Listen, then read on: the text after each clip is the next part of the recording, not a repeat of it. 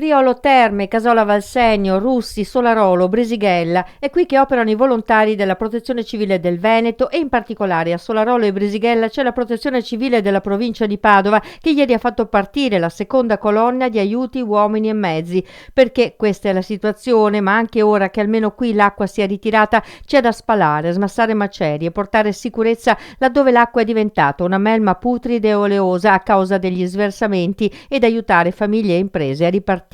Nella prima fase sicuramente sono scesi, diciamo così, persone, volontari addestrati con salvataggio fluviale piuttosto che poi con motopompe importanti per liberare case scantinati dall'acqua.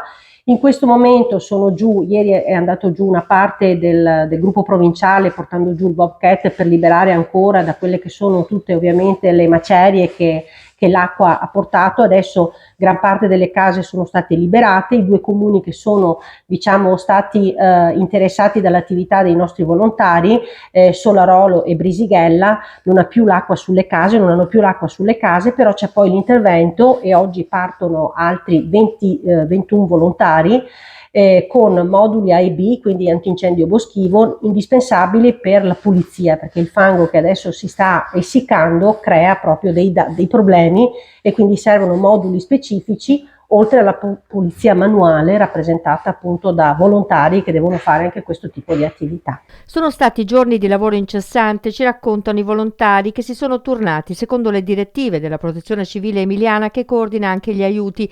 È gente che ha visto già tante emergenze, compresa l'alluvione in Veneto, ma qui ci dicono con uno sguardo preoccupato è tutta un'altra cosa.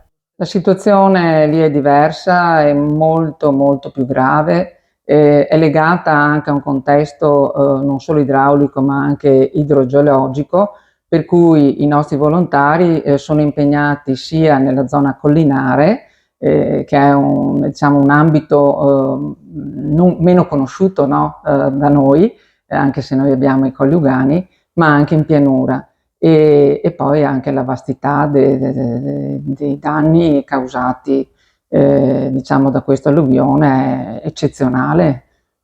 Emergenza sanitaria e frane sono ora le due grandi emergenze che con il maltempo che continua a sferzare la Romagna diventano ogni ora più preoccupanti.